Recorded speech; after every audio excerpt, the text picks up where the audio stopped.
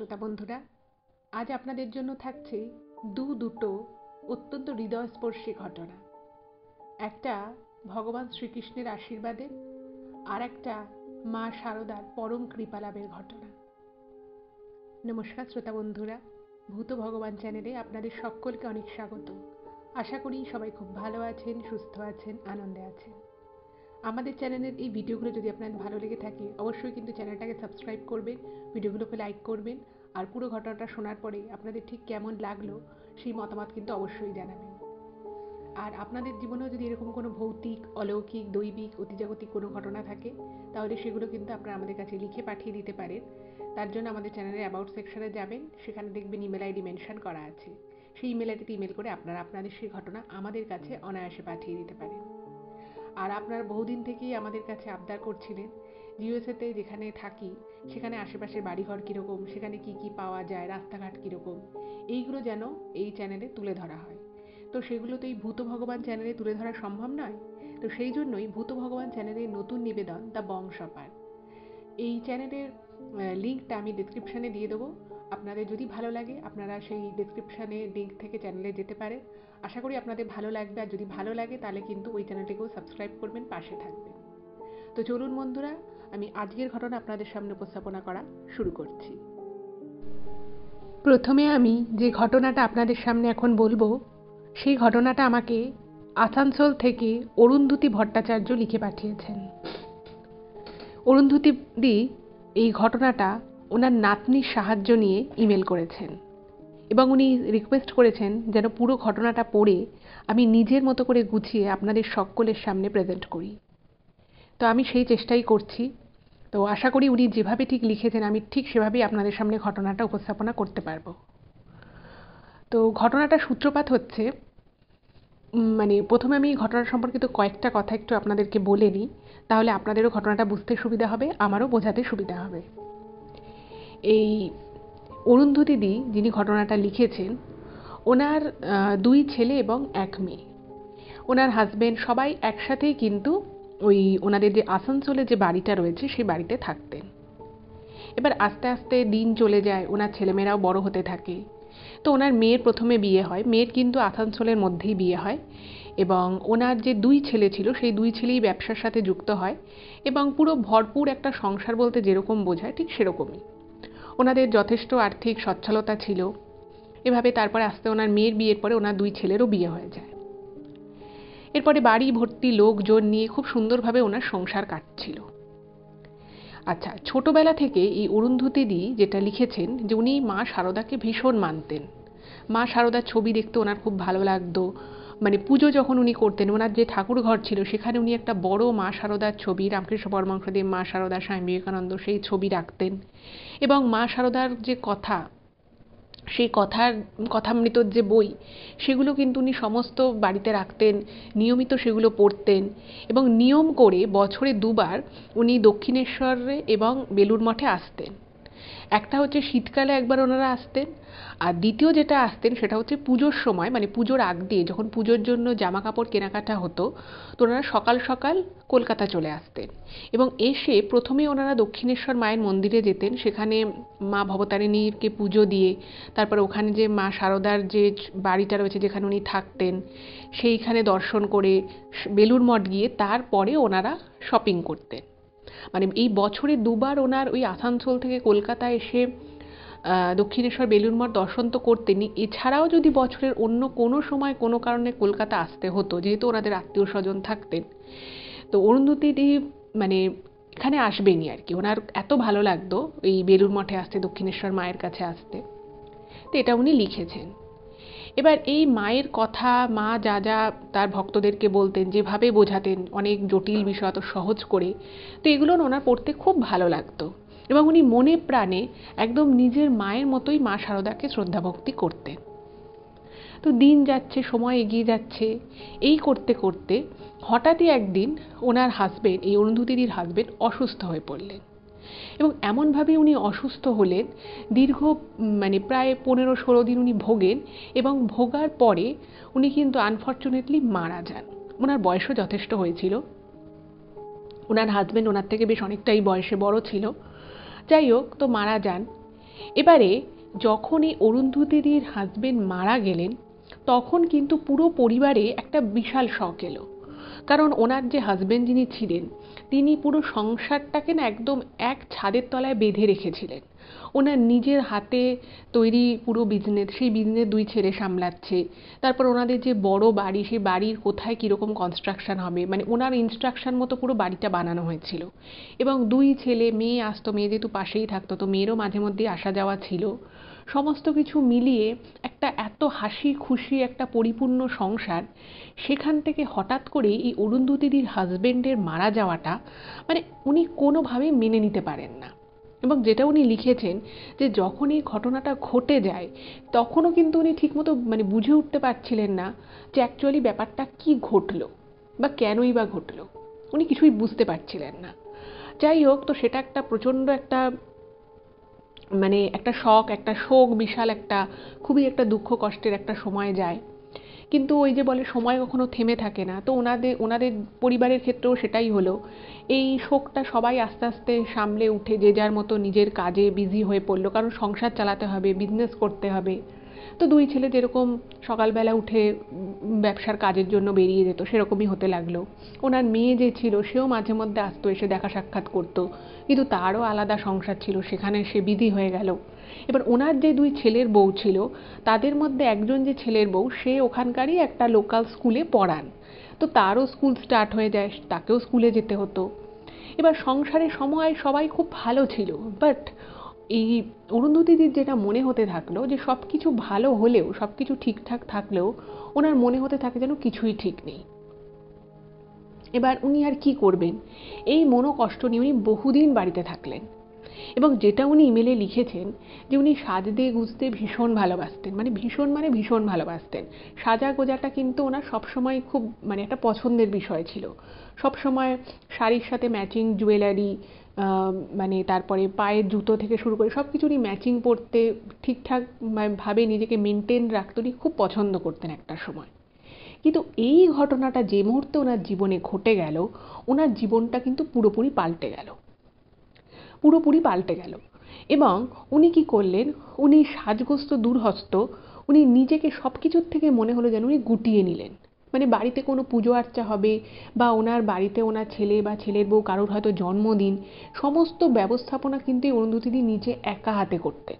যে ঠিক আছে, আজকে বৌমার জন্মদিন, বিশাল বড় করে একটা খাওয়া দাওয়ার আয়োজন করা হলো, ভালো করে টেবিলে কেক সাজিয়ে সুন্দর করে সেলিব্রেট করা হবে। এই সমস্ত কিছু কিন্তু এতগুলো বছর ধরে বাড়িতে প্রত্যেকটা পুজো থেকে কোনো অনুষ্ঠান থেকে সমস্ত কিছুই অরুন্ধতিদি নিজে একা করতেন। কিন্তু এই ঘটনাটা যখন ঘটলো ওনার হাজবেন্ড চলে যাওয়াতে, উনি মানুষটা পুরোপুরি পাল্টে গেলেন। এবং উনি ওনার যে ঘরটা ছিল, সেই ঘরের সাথে লাগোয়া একটা বিশাল বারান্দা ছিল। তো সেই বারান্দা আর ওই ঘর, এইটুকুই হয়ে গেল ওনার জগৎ। এর বাইরে না উনি বেরোতেন, না উনি খুব বেশি কারোর সাথে কথা বলতেন। শুধু যেটুকু মানে খাবার খাওয়া দরকার, একটা মানুষ বেঁচে থাকার জন্য যে পরিমিত আহার দরকার, উনি শুধুমাত্র সেটুকুই কিন্তু খেতেন। এইভাবে যখন বেশ কিছুদিন চলে গেল, মানে মানসিক দিক থেকে যেহেতু অরুন্ধতিদি খুব বিধ্বস্ত হয়ে পড়েছিলেন, আস্তে আস্তে কিন্তু ওনার শরীরও ভাঙতে লাগলো। তো বিভিন্ন সময় ওনার ছেলেরা, ওনার যারা পুত্রবধূ ছিলেন, ওনার মেয়ে জামাই, সবাই এসে ওনাকে বিভিন্ন রকমভাবে বোঝানোর চেষ্টা করলেন যে তুমি নিজেকে কেন ঠিকমতো খাচ্ছ না, কেন তুমি মানুষের সাথে মিশছো না, কেন তুমি সবার থেকে নিজেকে আলাদা করে নিয়েছো। মানে যে মানুষটা একসময় এত সোশ্যাল ছিল, সে তখন মানে এখন এই ঘটনার পরে দেখা যাচ্ছে সে তার নিজের পরিবারের লোকেদের সাথেও বিশেষ একটা কথা বলছে না। যাই হোক, তো সবাই এসে বোঝাতে লাগলো, কিন্তু খুব যে একটা ফল হলো সেটা কিন্তু নয়। আচ্ছা, এইভাবে 6টা মাস কেটে যায়। মানে সেই 6টা মাসে উনি যাকে বলে বাড়ি থেকেই বেরোননি। এবার আস্তে আস্তে ওনার শরীর খারাপ হতে শুরু করলো, ডাক্তার দেখানো হলো, ওষুধ চললো, সমস্ত কিছুই হচ্ছে। কিন্তু সেই যে আগে যে মানুষটার মধ্যে যেরকম স্ফূর্তি ছিল, যেরকম একটা মনে আনন্দ, উচ্ছ্বাস, একটা উদ্যম নিয়ে উনি কাজকর্ম করতেন, ঘরে থাকতেন, সবার সাথে কথা বলতেন, সেই জিনিসটা কিন্তু ভীষণ রকমভাবে মিস হতে লাগলো। এইরকম যখন ঘটনা ঘটছে, তো তখন ওনার মেয়ে যিনি ছিলেন, তো সে তখন একদিন খুব রাগারাগি করলো যে স্বাভাবিকভাবেই তার মা ঠিকমতো খাওয়া দাওয়া করছে না, তার শরীর ঠিকমতো চলছে না। তো একদিন সে এসে যখন তার মায়ের এরকম অবস্থা দেখলো যে সে ঘরের মধ্যে গুটিয়ে রয়েছে, ঠিকমতো সে চুল পর্যন্ত আঁচড়ায়নি, তো তখন না তার খুব খারাপ লাগে। এবং সে তখন ভাবলো যে সব কিছু বলে যখন কিছুই হচ্ছে না, তো তখন মানে সে জানতো যে তার মা সারদাকে খুব খুব ভালোবাসে। তো সে তখন একটা মা সারদার মানে এমনি বাড়িতে তো ছবি ছিলই, উনি যে মানে যেখানে আর কি ঠাকুরের পুজো করতেন, তো সেখানে একটা ছোট্ট বাঁধানো ছবি ছিল মা সারদার। তো ওনার মেয়ে কি করলো, একটা বড় মা সারদার ছবিকে সুন্দর করে বাঁধিয়ে এনে তার মাকে গিফট দেয়, মানে অরুন্ধতী দিকে গিফট দেয়। গিফট দিয়ে বলে যে তোমার মনে যে কষ্টটা হচ্ছে বা যে দুঃখটা তুমি পাচ্ছ, সেটা তো মানে কারোর পক্ষে সেই দুঃখটাকে কম করা তো সম্ভব নয়, কিন্তু তুমি তো মা সারদাকে মানো, তুমি মাকে একটু ডাকো। এবং এই ছবিটা যখন ওনার মেয়ে অরুন্ধতীদিকে দিয়েছিল, সেই মেয়ে ভেবেছিল যে ঠিক আছে, মা সারদাকে খুব ভালোবাসে, এবার যেহেতু ছবিটা বেশ পুরনো হয়ে গেছে, তো সেই সমস্ত ভেবেই একটু বড় ছবি সে বাঁধিয়ে দিয়েছিল, যাতে সেটা দেখে অ্যাটলিস্ট একটু হলেও ওনার মনটা ভালো হয়। এবারে যখন এই বিষয়টা অরুন্ধতীদি শোনে, ওনার মেয়ে যখন তাকে ওই মা সারদার ছবিটা বড় ছবি একটা বাঁধিয়ে দেয়, তো তখন ওনার প্রথমবারের জন্য মনে হয় যে ওই মানে ওনার হাজবেন্ড মারা গেছে প্রায় 7 থেকে 8 মাস হয়ে গেছে।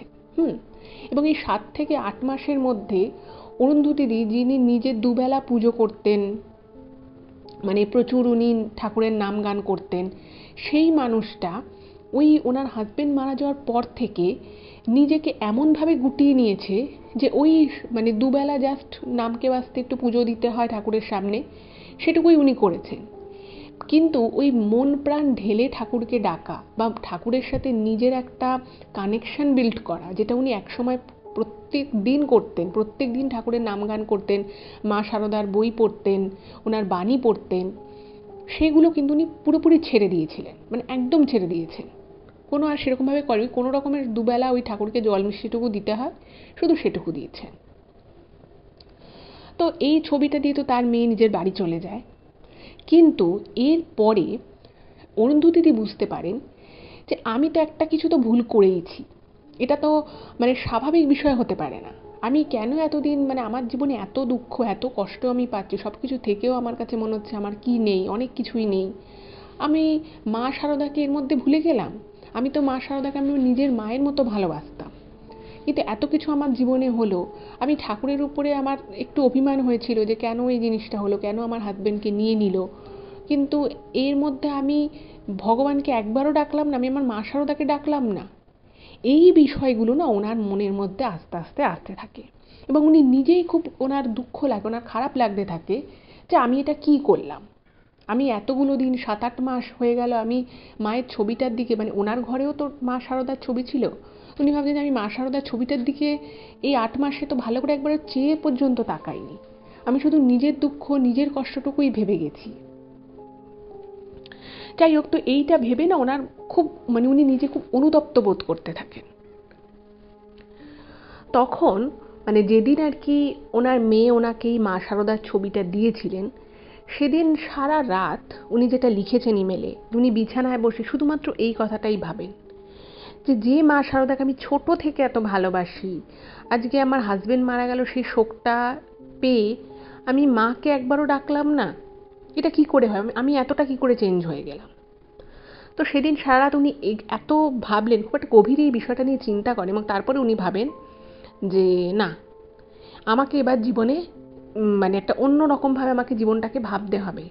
এবং উনি সারা রাত ওই মা সারদার ছবি নিয়ে উনি বসে থাকেন, এবং মাকে মানে যখন উনি নিজের মনের কথা, যেভাবে ঠিক আমরা নিজের মায়ের সাথে নিজেদের মনের কথাগুলো শেয়ার করি, যেটা এই অরুন্ধতীদি লিখেছেন ইমেলে, ঠিক সেরকমভাবেই মানে উনি খাটে ছিলেন, খাটের মধ্যেই আর কি উনি মায়ের ছবিটাকে নিয়ে, মানে সিংহাসনে নয়, জাস্ট নিজের খাটে, যেখানে নিজের পাশে যেভাবে আমরা পাশাপাশি বসে আমরা নিজেদের মায়েদের সাথে কথা বলি, গল্প করি, ঠিক সেরকমভাবেই উনি ওনার বিছানাতেই ঠিক পাশে মা সারদার ছবিটা রেখে উনি মায়ের কাছে হাউ হাউ করে কাঁদেন, এবং কেঁদে ওনার মনে যা আছে, যা যা ছিল সেই সময় ওনার মনে যা চলছিল সমস্ত কথা উনি মা সারদাকে বলেন। এবং এরকম করে ওনার মনে আছে যে উনি প্রচণ্ড কাঁদছেন এবং মা শারদাকে সামনে ছবিটা খাটের রেখে উনি কেঁদে বলছেন মার কাছে কি ক্ষমা চাইছেন যে মা তুমি আমার অপরাধ ক্ষমা করো, আমি এত দুঃখ এত শোক পেয়েছি, আমি না মানে তোমাকে যে ডাকবো বা তোমার কথা যে আমি মনে করব সেভাবে আমি সেটা করতে পারিনি, তুমি আমার অপরাধ নিও না। এরকম করে বলতে বলতে অরুন্ধতী দিদি নিজেও জানে না যে উনি কখন ঘুমিয়ে পড়েছেন। তো ভোর যখন হয়েছে উনি মোটামুটি সকাল সকালই ঘুম থেকে উঠতেন, বাট সেদিনকে ওনার ঘুম থেকে উঠতে প্রায় ওই 7টা মতো বেজে যায়, কারণ উনি অনেক রাত অবধি জেগেছিলেন। এবার কোনো রকমে উনি উঠেছেন আর কি, কোনো রকমে উনি ঘুম থেকে উঠেছেন এবং উঠে বুঝতে পারছেন যে সারা রাত এত কান্নাকাটি করার পরে ওনার রীতিমতো মাথাটা ভারী হয়ে গেছে, চোখ মুখ কীরকম একটা লাগছে, ওনার শরীর রীতিমতো খারাপ করছে।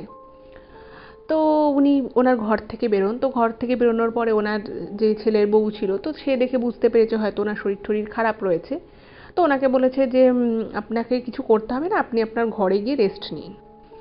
তো উনিও সেরকম, আর ওনার সেদিন সত্যিই শরীরটা খুব খারাপ লাগছিল, তো উনি কিছু কাজকর্ম আর না করে স্নান টান করে উনি কোনো রকমে একটু ঠাকুর পুজো দিয়ে উনি ওনার ঘরে চলে যান। এবং ঘরে চলে যাওয়ার পরে উনি মানে জাস্ট কোনো রকমে আর কি একটুখানি ব্রেকফাস্ট করে, মানে সেই সময়টা না উনি খাবার দাবার, ওনার হাজবেন্ড মারা যাওয়ার পর তো উনি খাবারটা খুব কমিয়ে দিয়েছিলেন। তো কোনো রকম একটু খাবার দাবার খেয়ে উনি মানে জাস্ট, যেটা উনি লিখেছেন অরুন্ধতী দিদি, যে ওই রকম 10টা সাড়ে 10টার সময় উনি কোনো দিন ঘুমোন না, মানে ওনার জীবনে উনি কোনো দিনই ওই 10টা থেকে সাড়ে 10টা সকালের টাইমে একটা প্রাইম টাইম, তো ওই সময় ওনার কোনো দিন ঘুম পায়ও না, বাট সেদিন কি হলো উনি ঘুমিয়ে পড়েন।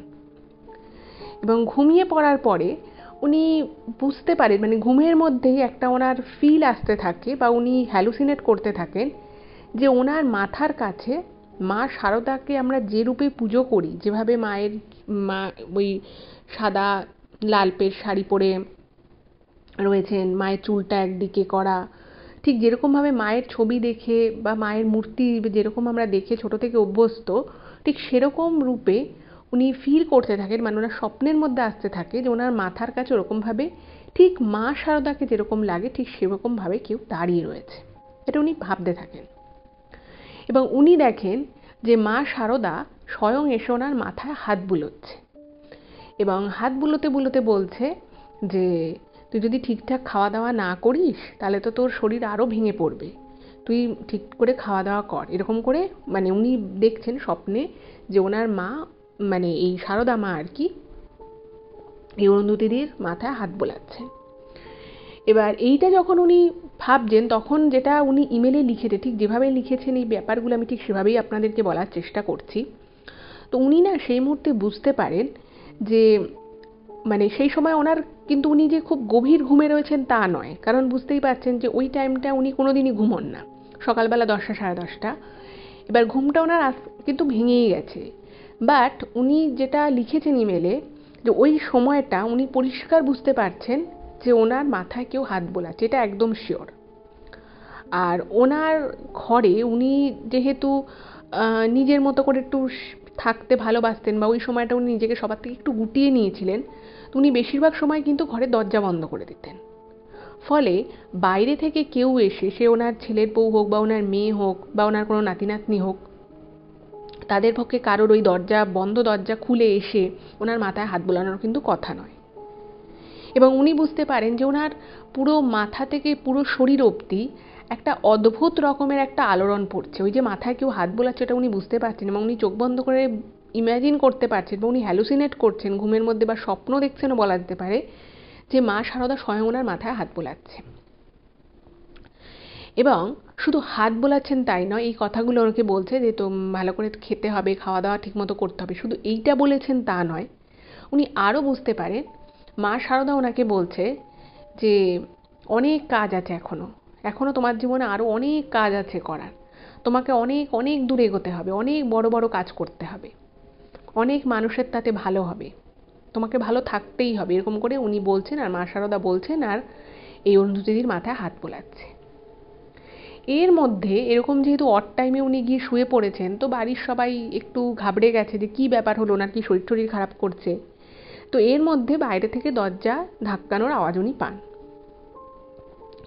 এবার বাইরে থেকে যে দরজা ধাক্কানোর আওয়াজ হচ্ছে সেই আওয়াজটা যখন উনি পান তখন কিন্তু ওনার পুরো ঘুমটা ভেঙে যায়, মানে ওই যে একটা তন্দ্রাচ্ছন্ন ভাব ছিল সেটা চলে যায়। এবং তার সাথে সাথে এই অরুন্ধতী দি এটা বুঝতে পারেন যে যেই মুহূর্তে ওই দরজা ধাক্কানোর আওয়াজটা শুরু হলো ঠিক সেই সময় থেকেই কিন্তু ওনার মাথায় যে উনি একটা ফিল করছিলেন যে ওনার কপালে মাথায় কেউ হাত বোলাচ্ছে, সেই হাতটা মনে হলো যেন ভ্যানিশ হয়ে গেল।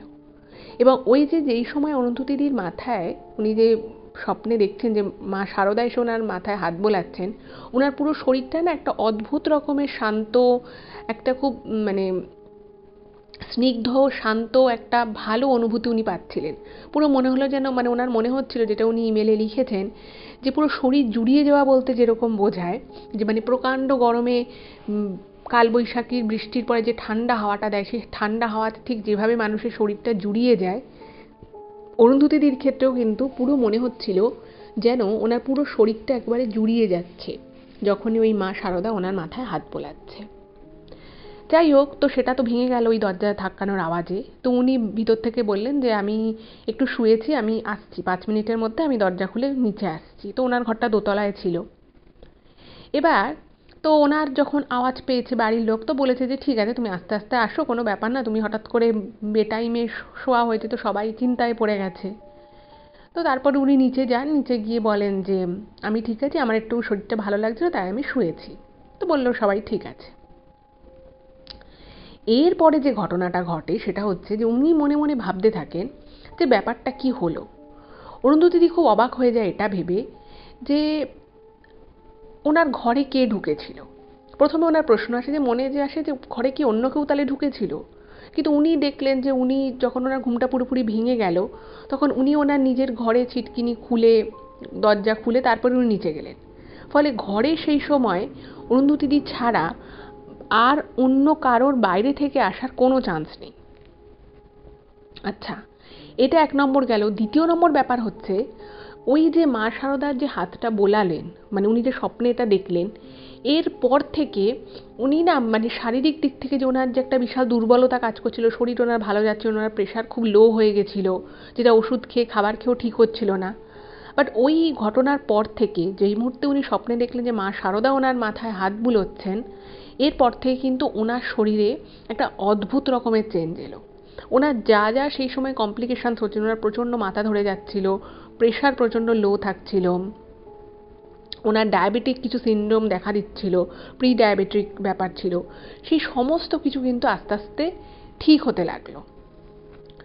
এবারে উনি কিন্তু মনে মনে একটা বিষয় নিশ্চিত হয়ে গেলেন যে সেই দিনের বেলা ওই সময় মা শারদা ছাড়া অন্য কেউ ও ঘরে আসেনি। উনি একদম নিশ্চিত হয়ে গেলেন। এবং আরও কেন নিশ্চিত হলেন সেটাও উনি লিখেছেন।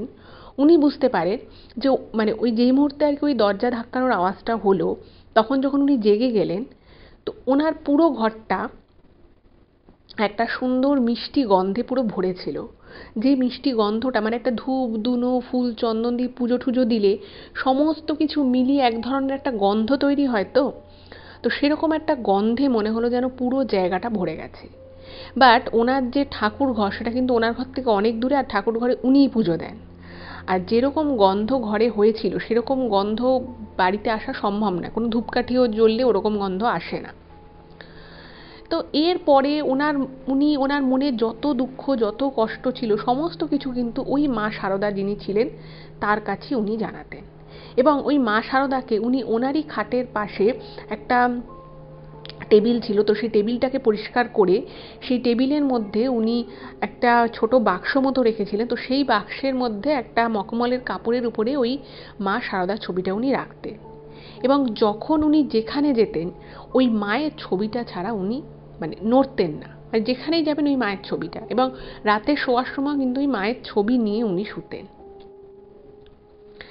আচ্ছা, এরপরে যেটা হলো, উনি মনে মনে ভাবতে থাকেন, মানে এই যে জিনিসটা উনি ভাবতেন যে ওনার মাথার কাছে এসে মা শারদা ওনাকে বোঝাচ্ছে, উনি যখন প্রচণ্ড দুঃখ পেয়ে কষ্ট পেয়ে মা শারদার ছবি নিয়ে উনি কাঁদতেন, তখন উনি যেটা লিখেছেন ইমেলে, যে ওনার স্পষ্ট উনি বুঝতে পারতেন যে মা শারদা ওনাকে বলছেন, ওই ছবির মধ্যে তাকালে উনি বুঝতে পারতেন মা শারদা নিজে হাতে ওনার চোখের জল মুছিয়ে দিচ্ছেন এবং বলছেন যে এরকম করে কাঁদতে নেই, ওনার যাওয়ার সময় হয়েছিল তাই উনি চলে গেছেন, ওনার সময় হয়ে গেছিল। এবার তোমাকে অনেক অনেক কাজ করতে হবে। তো এই যে কথাগুলো, এটা না মাঝে মধ্যেই উনি স্বপ্নে দেখতেন। কখনো উনি হয়তো মা সারদার ছবি নিয়ে অরুন্ধতী কাজের ওনাকে এরকম করে বলতো যে ওনাকে অনেক কাজ করতে হবে, ওনাকে অনেক কাজ করতে হবে। এবার এই যে উনি স্বপ্নে শুনতেন বা ওনার যে একটা হ্যালুসিনেট করতেন যে ওনাকে মা সারদা বলছেন ওনাকে অনেক কাজ করতে হবে, উনি ভাবলেন যে এই কাজ আবার কিসের কাজ। উনি কিছুই বুঝতে পারতেন না যে কিসের কাজের কথা মা সারদা ওনাকে ইঙ্গিত করতে চেয়েছে। আর এই যে বিষয়গুলো হতো না, উনি না এগুলো কাউকে বলতেন না। তো উনি ওনার মেয়েকে দু একবার এসব কথা বলেছিলেন। তো ওনার মেয়ে একটু এই বিষয়গুলো শুনে একটু ভয় পেয়ে গেছিল ওনার মেয়ে, যে কী রে বাবা, এত বড় শোক চলে যাওয়াটাকে কি হয়তো মানে তার মা সামলাতে পারেনি, তাই হয়তো সে এভাবে ভুল বকছে বা তার এরকম হ্যালুসিনেশন হচ্ছে। তো উনি যখন দেখলেন যে ওনার মেয়ে বিষয়টাকে শুনে একটু ভয়ই পেয়ে গেল, একটু বেশি চিন্তিত হয়ে পড়লো, তো উনি তখন ভাবলেন যে না, এ কথা কাউকে এখন বলা যাবে না। এবং প্রত্যেক সময়ই যখন উনি মা সারদাকে ওনার মনে হতো যে মা সারদা ওনার মাথার কাছে এসে ওনার হাত বোলাচ্ছেন, ওনার দুঃখ কষ্টের সময় ওনার চোখের জল মুছিয়ে দিচ্ছে। তো একদিন না উনি, আমি বললাম যে এই অরুন্ধতিদি কিন্তু মা সারদার সাথে ঠিক নিজের মায়ের সাথে আমরা যেভাবে কথা বলি ফেস টু ফেস, ঠিক সেভাবে কথা বলতেন। তো একদিন এরকমই রাতের বেলা ওনার কিছুতেই ঘুম আসছে না অরুন্ধতিদির, এবং ওনার মনে বারবার একটা চিন্তা আসছে যে মা আমাকে কি বলতে চাইছে, কোন কাজের কথা বলতে চাইছে। তো উনি একদিন মায়ের ছবি নিয়ে উনি রাতের বেলা মাকে বলছে, মা তুমি তো জানো আমার তো বুদ্ধিশুদ্ধি অত নেই, আমি তো সবসময় বুঝতে পারি যে তুমি আমার সাথে আছো, তুমি আমার পাশে আছো, তুমি আমার শরীর খারাপে মাথায় হাত বুলিয়ে দাও, আমার কষ্ট হলে তুমি আমার সান্ত্বনা দাও, কিন্তু তুমি যে আমাকে বারবার বলো যে আমার অনেক কাজ আছে, আমি তো সেই কাজের কথা কিছু বুঝতে পারি না, তুমি আমায় কোন কাজের কথা বলছো, আমি তো কিছুই বুঝতে পারছি না, এরকম করে উনি বারবার বারবার বলছে। এবার এরকম বলতে বলতে উনি কখন যে রাতের বেলা ঘুমিয়ে গেছেন উনি নিজেও জানেন না।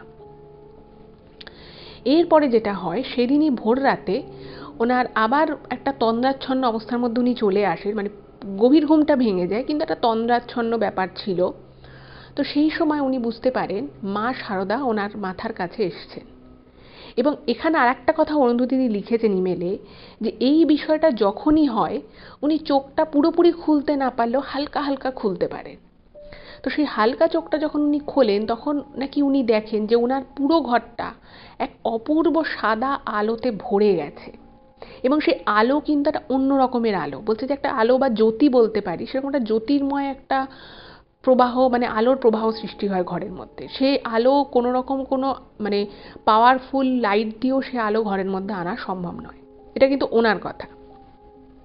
যাই হোক, তো তখন মা সারদা উনি বুঝতে পারেন যে মা সারদা আবার ওনার মাথার কাছে এসছে, এবং ওনাকে তখন বলছে যে সময় আসুক ঠিক তুমি বুঝতে পারবে যে কোন কাজের কথা, শুধু এটুকুই বলবো তুমি খুব মন দিয়ে কাজটা করবে, খুব মন দিয়ে, যতটা তোমার করার দরকার তুমি ততটাই করবে।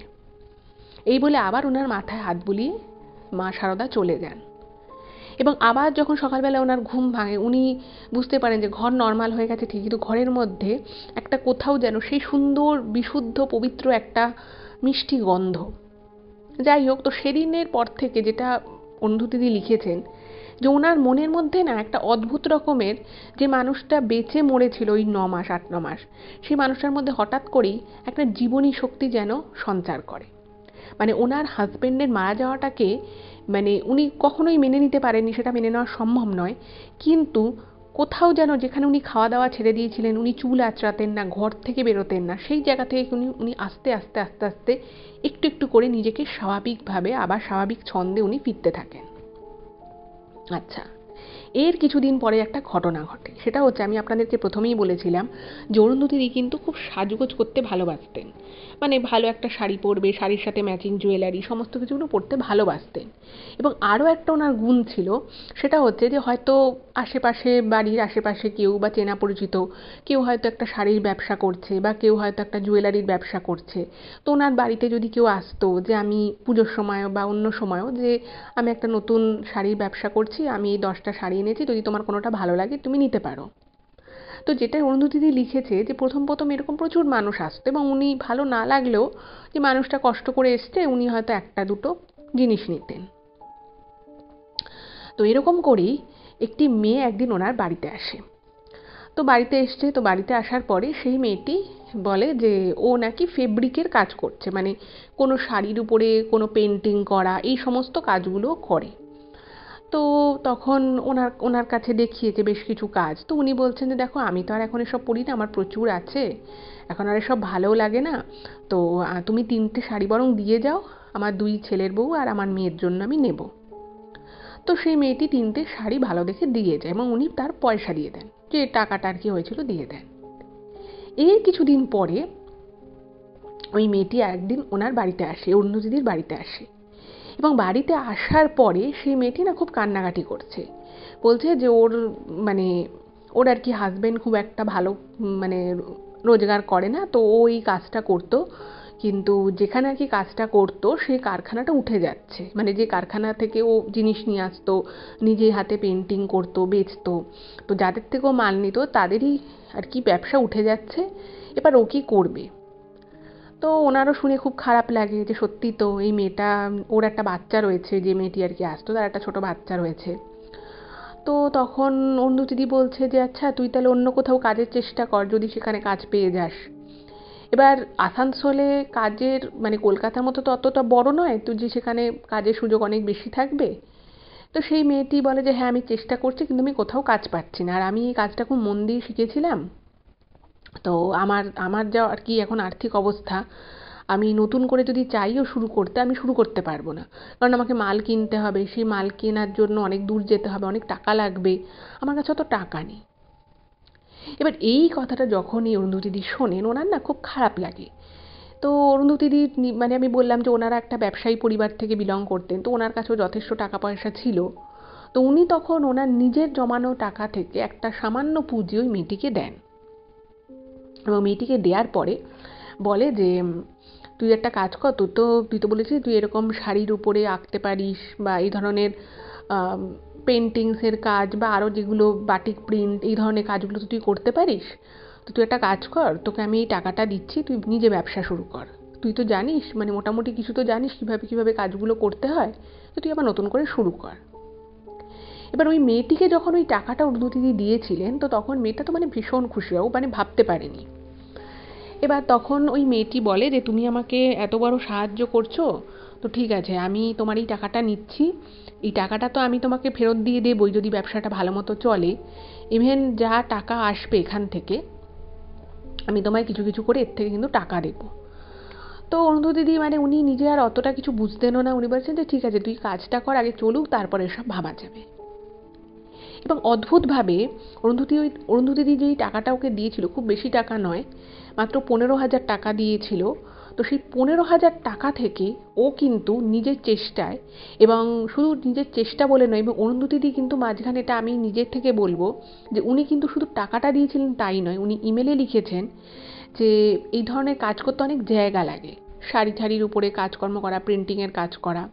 তো সেই জন্য কিন্তু অরুন্ধতিদির একতলার বাড়ির পিছনে একটা গ্যারেজ ছিল, তো সেখানেও কিন্তু অনেকটা জায়গা ওই মেয়েটিকে দিয়েছিল যে ও জিনিসপত্রগুলো যাতে রাখতে পারে। এবং ওই মেয়েটি 3 মাসের মধ্যে ওই 15,000 টাকাটা ফেরত তো দেয়ই, তার সাথে সাথে ও কিন্তু কিছু কিছু করে এই শাড়ির ব্যবসার যে লাভগুলো ছিল সেই টাকাও কিন্তু না চাইতেই অরুন্ধতিদিকে কিন্তু দিত।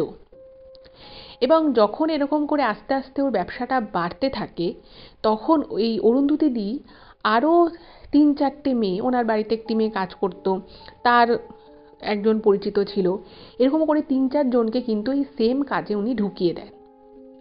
এবং এই করতে করতে আজকের ডেটে মানে ওনাদের এই ব্যবসাটায়, যে এই শাড়ির যে ব্যবসাটা রয়েছে সেটা কিন্তু আস্তে আস্তে করে এতটাই বড় হয়ে গেছে যে ওখানে আজকের ডেটে প্রায় 60 জন কাজ করে। এবং এই যে 60 জন কাজ করে, 60 জনই কিন্তু খুবই অভাব, খুবই গরিব গুরবো মানুষদের থেকে কিন্তু উঠে এসছে। এবং এই মেয়েগুলোকে, এরা কিন্তু আগে কাজের বিষয় সেরকম কিছু জানতো না, অরুন্ধতিদি নিজে হাতে তাদেরকে কাজ শিখিয়েছেন, কিভাবে কাজগুলো করতে হবে সেই বিষয়ে গাইড করেছেন। এবং আরও অদ্ভুত বিষয় হচ্ছে যে এখন এই যে 60 জন মতো যে কাজ করে, এরা প্রত্যেকে অরুন্ধতিদিকে খুব ভালোবাসেন, এবং উনিও যতটা পারেন এই কাজেই নিজেকে পুরো নিয়োজিত করে দিয়েছেন। এবং এটা অরুন্ধতিদি লিখেছেন যে এই কাজটা যখন আস্তে আস্তে আস্তে আস্তে বাড়তে থাকে, উনি এখনও মানে আজকের ডেটেও উনি ওই মা সারদার সেই ছবি নিয়ে উনি এখনও ঘুমোন এবং উনি বুঝতে পারেন যে মা ওনার উপরে খুব সন্তুষ্ট হয়েছেন এবং এই যে এতগুলো গরিব গুরব মানুষের যে রুজি রুটি উনি করতে পেরেছেন, ওইটুকু টাকা থেকে শুরু করে আজকে একটা বড় বিজনেস হয়েছে এবং আরও বিভিন্ন জায়গায় এই কাজগুলো সম্প্রসারণের কাজ চলছে। তার ফলে কিন্তু অনেক মানুষের মানে মুখের অন্ন উঠছে, অন্ন সংস্থান করে দিতে উনি সাহায্য করেছেন। এবং যেটা অরুন্ধতিদি লিখেছেন যে এই কাজের যে লাভের যে টাকাটা হয়, যে লাভ্যাংশ থাকে যেটা উনি পান, উনি সেটাও নাকি মানুষের ভালোর কাজের জন্য লাগান এবং উনি চেষ্টা করেন যে যাতে পুরোটাই উনি মানুষের জন্য কিছু করতে পারেন। এবং এগুলো যখন উনি করেন, উনি নাকি বুঝতে পারেন যে মা সারদা ওনার স্বপ্নে এসে খুব প্রসন্ন চিত্তে, খুব হাসি মুখে নাকি ওনার মাথায় হাত বোলান এবং ওনার যে শারীরিক যে খারাপ দিকগুলো যে হয়ে যাচ্ছিল, উনি একদম অসুস্থ হয়ে পড়ছিলেন, সেগুলো আজকের ডেটে একটাও কিছু নেই। উনি এখনও মনে করেন যে উনি খুব যতই বয়স হয়ে যাক, এই বয়সেও উনি কিন্তু খুব স্বতঃস্ফূর্তভাবে সুস্থভাবে কিন্তু উনি কাজগুলো করতে পারেন এবং উনি বিশ্বাস করেন মনে প্রাণে যে এই পুরোটাই সম্ভব হয়েছে মা সারদার আশীর্বাদে। এবং আমারও সত্যি মনে হয় যে যেহেতু উনি খুব ভালো একটা কাজ করছেন, সেই জন্যই হয়তো মা সারদা স্বয়ং ওনাকে আশীর্বাদ করেছেন দুহাত ভরে। আপনাদের কি মনে হয় সেটা কিন্তু অবশ্যই জানাবেন। আর কোথাও যাবেন না, এরপরে আমি আজকের দ্বিতীয় ঘটনায় আসছি। তো কোথাও যাবেন না, এবার শুরু হচ্ছে আজকে দ্বিতীয় ঘটনা। আজকের যে দ্বিতীয় ঘটনাটা আমি এখন বলতে চলেছি, সেই ঘটনাটা আমাকে শ্রীরামপুর থেকে শঙ্খ লিখে পাঠিয়েছে। শঙ্খ যে ঘটনাটা লিখেছে, এই ঘটনাটা কিন্তু ওর নিজের ভাইয়ের সাথে ঘটেছে। আচ্ছা, এই ঘটনাটা বলার আগে ঘটনাটার কিছু আগের কয়েকটা ঘটনা একটু আমি আপনাদেরকে বলে নিই যে ঘটনাটার সূত্রপাত কোথা থেকে। শঙ্খদের বাড়ি হচ্ছে মধ্যবিত্ত একটা বাড়ি।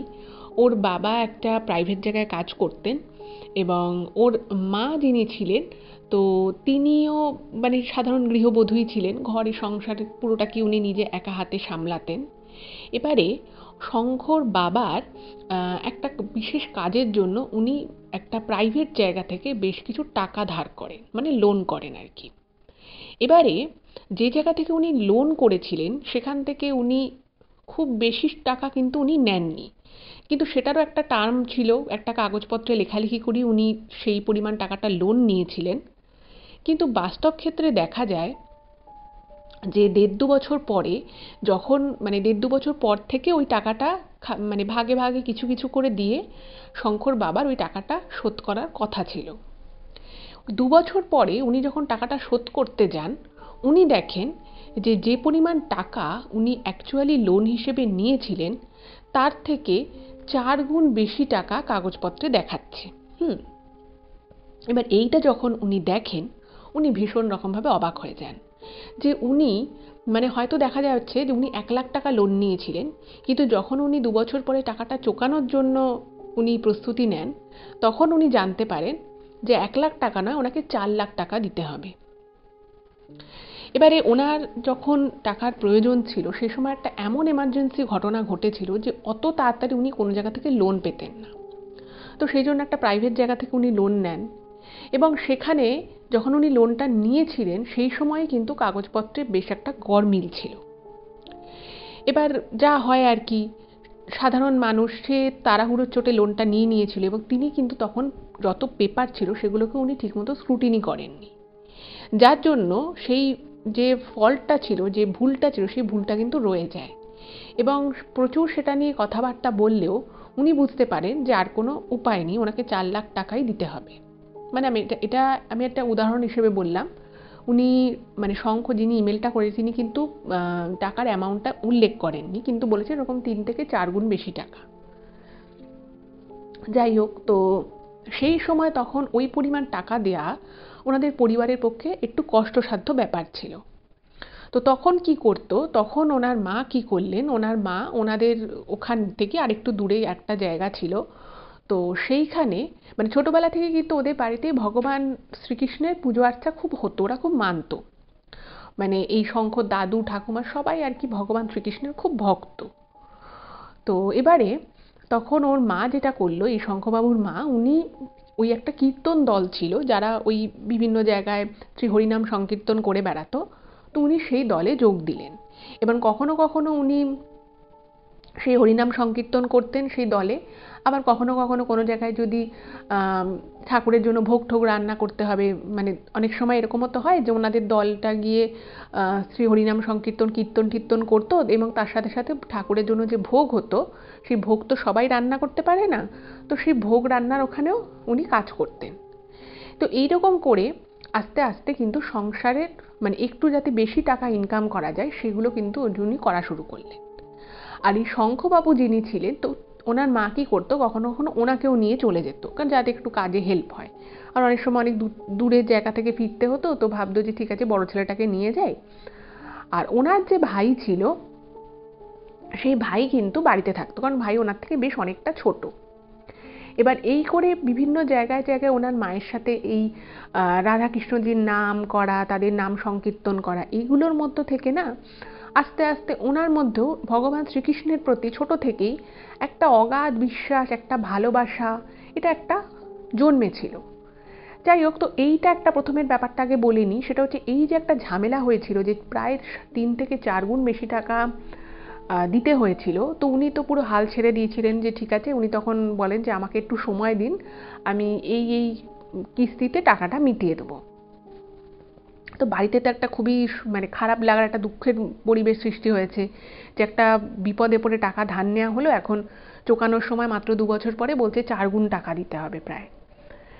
তো সেই সময় মানে ওনার মা, এই শঙ্খবাবুর মা, তিনি মানে ভগবান, ওনার বাড়িতেও তো ভগবান শ্রীকৃষ্ণ ছিলেন, তো তার কাছে বলেছিলেন যে কৃষ্ণজি তুমি এইটা করো না, এটা যদি করো, কারণ ওনার এই শঙ্খবাবুর যিনি বাবা ছিলেন তিনি না মনে মনে খুব কষ্ট পেয়েছিলেন এই পুরো বিষয়টায়, যে আমি একটা দরকারে টাকা নিলাম, আমাকে এভাবে ঠকানো হলো। তো উনি মনে মনে কাউকে কিছু বলতেন না, খুব মানে আর কি একা একা থাকতেন, সারাদিন মুখ বুজে কাজ করতেন এইরকম। এবং ভগবানের অদ্ভুত লীলা হচ্ছে যে ওনার যখন মোটামুটি বেশ কিছু টাকা দেওয়াও হয়ে গেছে, তারপরে কিন্তু ওই যে কোম্পানি থেকে টাকাটা নিয়েছিল সেই কোম্পানির মধ্যে কিছু একটা সমস্যা হয়, এবং সমস্যাটা হওয়ার জন্য কোম্পানির ভিতরেই মানে যারা আর কি কোম্পানিটা চালাতো তারা দুভাগ হয়ে যায়। এখন কোম্পানিটা নাকি উঠেই গেছে, এখন আর নেই। তো সেখান থেকে ওনাকে তারপরে বলা হয় যে আপনার পেপারে একটা গন্ডগোল হয়েছিল, তা আপনাকে এত টাকা নয়, আপনাকে এত টাকা দিতে হবে। এবং সেই টাকাটা যেটা দিতে হয়েছিল সেটা কিন্তু ওই রকম 4 গুণ নয়, বেশ অনেকটাই কম। তো সেইখানে ব্যাপারটা মানে যেখানে ওরা পুরোপুরি হাল ছেড়ে দিয়েছিল যে এবার মনে হয় আমাদের এতটা অর্থদণ্ড দিতেই হবে, সেখান থেকে কিন্তু ব্যাপারটা অনেকটাই রিজনেবল হয়ে গেল। এবং এই বিষয়টা যখন হলো তখন শঙ্করবাবু মোটামুটি ওই কত হবে 7, 8, 9 এরকম ক্লাসে পড়ে। তো ওরা না মানে পরিবারের সবাই খুব স্বস্তি পায়, এবং সবাই বলতে থাকে বাড়িতে, উনি ওনার মা বাবা দাদু ঠাকুমা সবাই বেঁচে ছিল, তো সবাই বলছে যে ভগবান শ্রীকৃষ্ণের আশীর্বাদ ছাড়া এটা কখনোই হতো না, এটা সম্ভবই ছিল না হওয়া।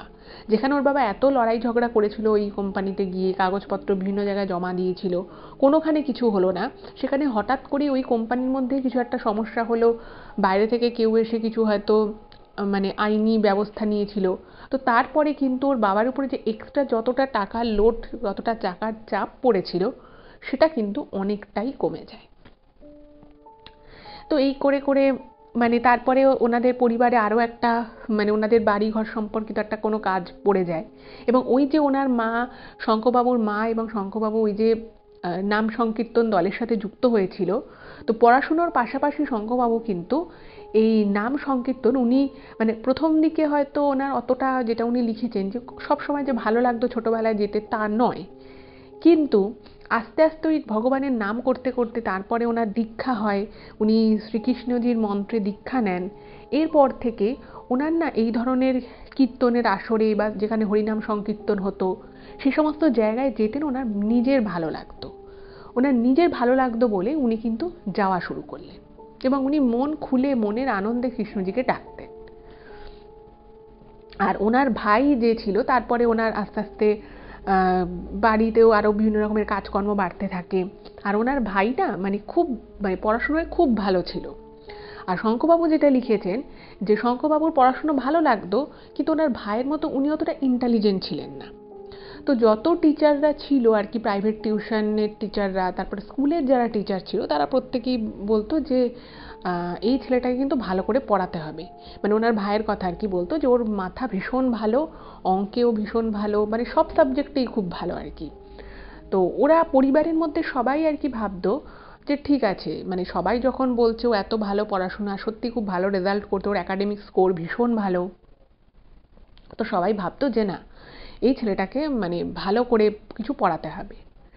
আর ছোটবেলা থেকেই শঙ্খবাবুর যেটা ব্যাপার ছিল, যে উনি মনে মনে ভাবতেন যে ঠিক আছে, আমি এরকম নাম গান করবো, আর আমার মোটামুটি অল্প কিছু আমি একটা কাজকর্ম যাই হোক বড় হয়ে তো আমাকে করতে হবে।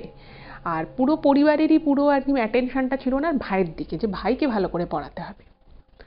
তো এরকমভাবেই, আর ওনার ভাইও কিন্তু খুব ভালো মানুষ ছিল, যে মানে যে যেটা বলতো পরিবারে, যেটা করে দে ওটা করে দে, সব উনি করে দিতেন।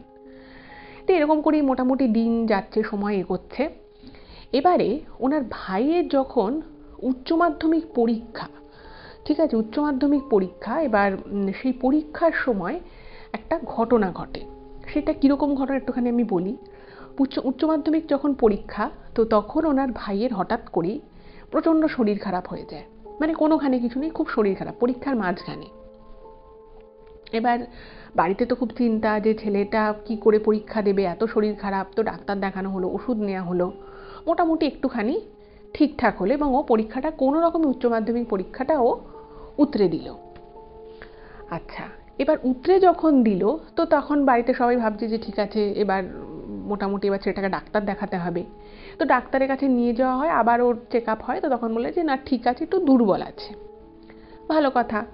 আচ্ছা, এখানে একটা কথা বলে রাখি, সেটা হচ্ছে এই শঙ্খবাবুর যে ভাই ছিল, তিনি কিন্তু পড়াশোনায় প্রচণ্ড ভালো, বা ওনার দাদা যে অতটা পড়াশোনায় ভালো ছিল না, সেটা নিয়ে কিন্তু পরিবারের মধ্যে কোনো দ্বন্দ্ব ছিল না। বরং ওনার ভাই ওনার দাদাকে বলতো যে তুই এগুলো এভাবে পড়। মানে তখন উনি কলেজ পাশ করে গেছে শঙ্খবাবু, তো উনি যাতে কোনো চাকরির পরীক্ষায় পাশ করতে পারেন, তো সেই মানে চাকরির পরীক্ষায় যে ধরনের অঙ্ক, ইংরেজি টেস্ট থাকে, সেগুলো কিন্তু পুরোটাই ওনার ভাই ওনাকে করাতো।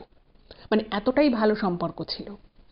যাই হোক, তো একদিন কি হয়, ওনাদের উচ্চ মাধ্যমিক পরীক্ষা যখন হয়ে যায় ওনার ভাইয়ের, তখন ইনি বিভিন্ন যখন কম্পিটিটিভ এক্সামের জন্য পরীক্ষা দিচ্ছে, আর চারিদিকে বিভিন্ন জায়গায় যদি নাম সংকীর্তন হতো, তো তখন শঙ্করবাবু যেতেন। তো একদিন যেটা ঘটনা ঘটে, সেটা হচ্ছে ওনার একটা জায়গায় কীর্তন পড়ে। সেই কীর্তনটা পড়েছিল কাটোয়া লাইনের কোনো একটা জায়গায়। তো কাটোয়া জায়গাটার নাম হয়তো আপনারা অনেকেই শুনে থাকবেন, বর্ধমান জেলার আন্ডারে পড়ে। তো কাটোয়ার ওখানে উনি গেছে। এবার তো ওনার ভাই মাঝে মধ্যে, মানে খুবই সবসময় ওনার ভাই যেত না, বেশিরভাগ ক্ষেত্রেই যেতে পারতো না, কিন্তু যেহেতু সে সময় উচ্চ মাধ্যমিক পরীক্ষা হয়ে গেছিল, তো ওনার ভাইকে বলে যে তুই চ। তো ওনার ভাই বলছে ঠিক আছে, আমি আজকে যাব, তোর কীর্তন আছে, আমি আজকে যাব। তো দুই ভাই মিলে বেরিয়েছে কীর্তন দেখতে। এবার কীর্তন করতে গেছে, ওখানে খুব সুন্দর কীর্তন হয়েছে। এবারে কি হয়েছে, ওনারা ফিরছে। এবার ফেরার সময় বেশ কিন্তু ট্রেনে ভিড়, ঠিক আছে, ট্রেনে ভালো রকমের ভিড় হয়েছে। আর মানে বৃষ্টির দিন, তো এবার কি হচ্ছিল, যেটা উনি লিখেছেন ইমেলে, যে প্রচণ্ড বৃষ্টি পড়ছিল বাইরে, আর মোটামুটি ওখান থেকে বিকেল বিকেল নাগাদ ওনারা বেরিয়ে গেছে। এবার ট্রেন ধরেছে। এবার যেহেতু বৃষ্টি হচ্ছে, তো বৃষ্টিটা ছাটগুলো ভীষণ মানে ট্রেনের ভিতরে ঢুকছে। তো ট্রেনের ভিতরে যারা জানলার পাশে যে সিটগুলো ছিল, সেই সিটে যারা বসেছিল, তারা কি করেছে, প্রত্যেকটা জানলার কাঁচকে নামিয়ে দিয়েছে, বৃষ্টির জলটা যাতে গায়ে না আসে। এর ফলে যেটা হয়, মানে ওনার ভাইয়ের, যেহেতু শঙ্করবাবুর ভাইয়ের এমনিতেই শরীরটা খুব একটা ভালো ছিল না, তো ওনার না খুব অস্বস্তি লাগতে থাকে, যে খুব অস্বস্তি লাগছে এভাবে ট্রেনের সমস্ত জানলা ঠালনা বন্ধ, আর ট্রেনটা প্রচণ্ড ভিড়, একটা ভ্যাপসা গরম লাগছে। তো ওনার ভাই কি করেছে, বলছে যে আমি একটুখানি বাইরের দিকে যাচ্ছি, মানে যেখানটা আর কি ট্রেনের দরজাগুলো, বলছে আমি একটু ওই দিকটায়, যে আমার খুব অস্বস্তি লাগছে। তো শঙ্করবাবু একবার বারণ করেছে যে যাস না, ভিড় আছে প্রচণ্ড, প্রত্যেকটা স্টেশন থেকেই লোক উঠবে নামবে, তো তোর অসুবিধে হবে। তোর ভাই বলছে না না, কিছু হবে না, আমার ভীষণ অস্বস্তি লাগছে, ভাবি এরকম যেন একটা সাফোকেটিং লাগছে। তো ওনার ভাই কি করেছে, ওই ভিতরে ওনারা দাঁড়িয়েছিল, বসার জায়গা পায়নি, যেহেতু মানে বর্ষার সময়, আর ট্রেন কয়েকটা ক্যান্সেল ছিল। তো ওনার ভাই কি করেছে, একটু বাইরের দিকে গেছে। এবার বাইরের দিকে যখন গেছে তো ওখানে দরজাটা তো খোলাই রয়েছে মোটামুটি। এবার ট্রেন ছুটছে, এবার এক একটা করে স্টেশনে থামছে, কিছু লোক উঠছে, কিছু লোক নামছে, আবার যাচ্ছে। এরকম করতে করতে একটা স্টেশনে মানে বেশ কিছু মানে পুরো মানে কামরাটাতেই না খুব ভিড় হয়ে গেছে। এবার যেহেতু খুব ভিড় হয়ে গেছে, এবার ট্রেনের ওই জানলা দিয়ে মানে জানলাগুলো তো বন্ধ, এবার দরজার দিকে প্রচণ্ড লোকের ভিড় এসে গেছে, তার মধ্যে বৃষ্টি পড়ছে, কিছু কিছু লোক ভিজে যাচ্ছে। এবার ওই জায়গাটার মধ্যে না মানে কিছু লোক নামবে, কিছু লোক নামবে না, কিন্তু তাও দাঁড়িয়ে রয়েছে। এই সমস্তটা মিলিয়ে ওখানে না একটা পুরো ক্যাওস সৃষ্টি হয়েছে, ধাক্কাধাক্কি হচ্ছে, পরের স্টেশনে প্রচুর লোক নামবে। এবার ওই ধাক্কাধাক্কি যে হচ্ছে, ট্রেনটা কিন্তু ছুটছে ফুল স্পিডে। এর মধ্যে মানে হয়তো এবার আপকামিং যে স্টেশনটা আছে সেই স্টেশনের জন্য যারা ধরো ওই স্টেশনে নামবে তারা এবার এগিয়ে যাওয়ার চেষ্টা করছে যে এবার তারা নেমে পড়বে। এবার ওনার ভাই ওই মাঝখানটায় গিয়ে আটকে পড়েছে, না উনি ভিতরে ঢুকতে পারছে না বাইরে আসতে পারছে। এবারে ভিতরে যারা ছিল, যারা এবার নেক্সট স্টেশনটায় নামবে বলে সামনে এসে, তারা তো এবার ঠেলাঠেলি করে ভিতরে মানে বাইরের দিকে যাওয়ার চেষ্টা করছে। এমন সময় ওই দরজার সামনেটায় একটা অন্য লোকের সাথে আর একটা অন্য লোকের ঝামেলা বাঁধে, ঠিক আছে? এবার ঝামেলা বেঁধেছে, ঝামেলা বাঁধা থেকে সেখানে ধাক্কাধাক্কি হওয়া শুরু হয়।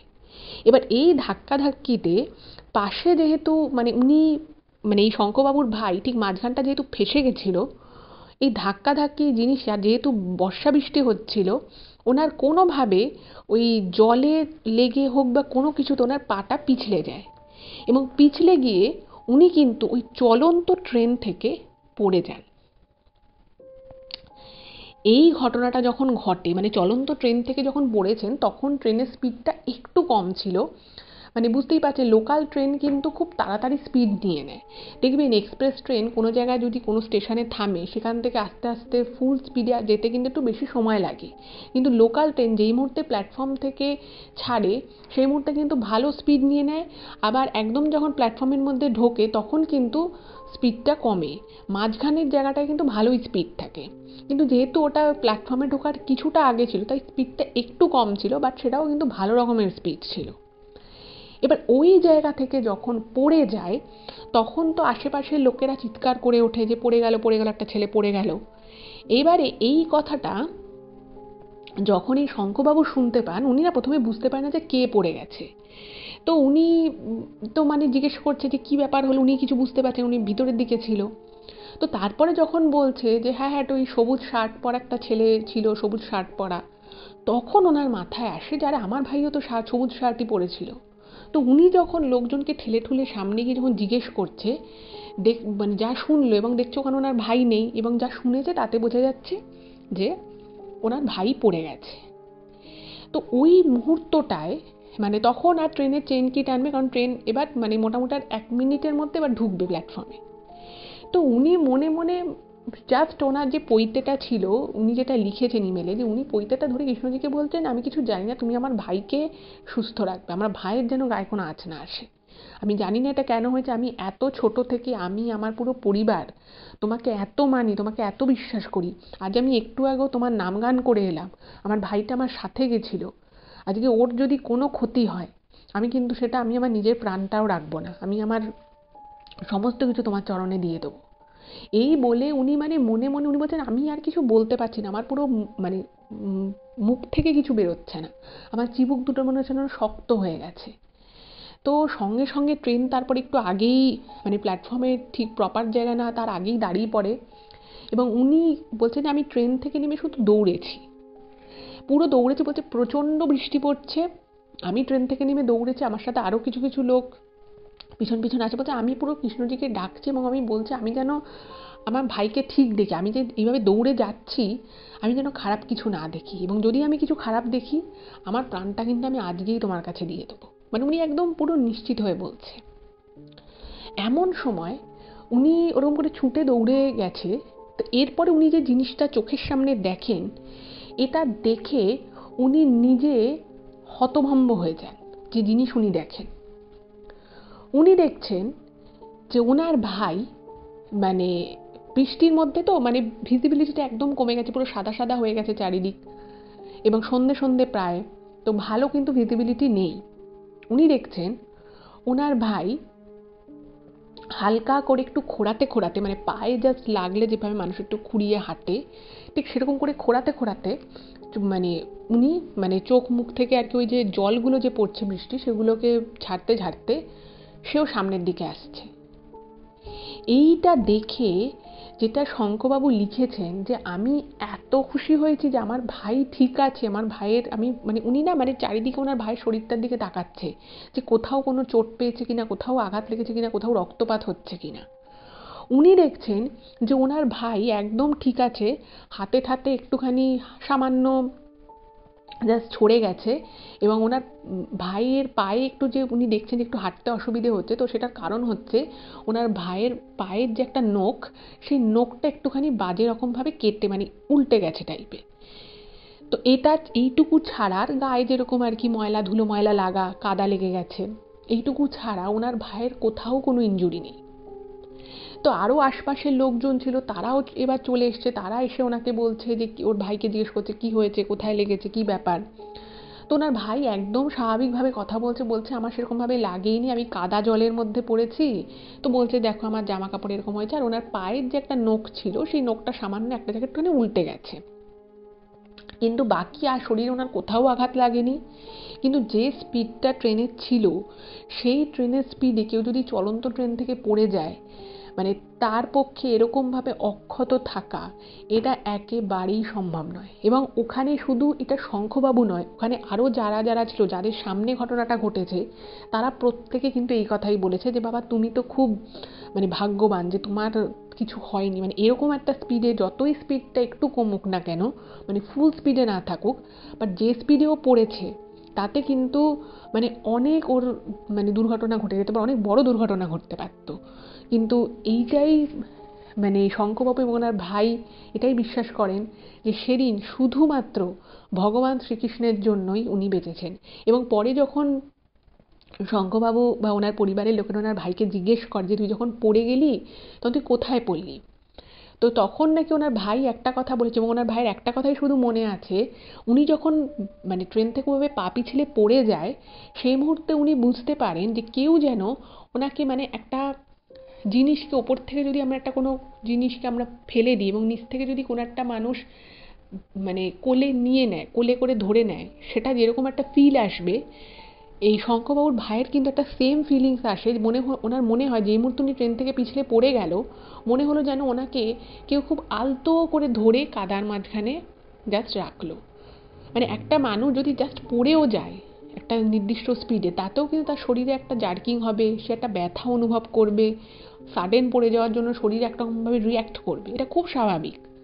কিন্তু অদ্ভুতভাবে এই শঙ্করবাবুর ভাই কিন্তু সব কিছুই ফিল করেনি, এবং ওনার পরিষ্কার ওর মনে হয় যে কেউ একজন ওনাকে কোলে করে, কেউ একজন ওনাকে বুকে করে নিয়ে একদম যেন ওই কাদার মাঝখানে শুয়ে, এবং সেটাও খুব আস্তে। এবং তারপরে উঠতে গিয়ে ওনার পাটা একটু পিছলে, এবং তখন কিন্তু ওনার ওই নখটা ওরকম হয়, তাছাড়া কিন্তু ওই পড়ে গিয়ে ওনার কিছুই মানে শরীরে ব্যথা বা কষ্ট উনি কিছুই পাননি। তো আমার মনে হয় এটা পরম করুণাময় ভগবান শ্রীকৃষ্ণের কৃপা ছাড়া কিছুই সত্যি হতে পারে না। মানে তিনি চাইলে, কথাতেই আছে যে রাখে হরি মারে কে, তো এটা হয়তো আরও একবার এই ঘটনার মাধ্যমে প্রমাণ হয়ে গেল। তো শঙ্খবাবু এবং শঙ্খবাবুর ভাই দুজনেই খুব ভালো থাকুক। আপনাদের কেমন লাগলো অবশ্যই কিন্তু জানাবেন।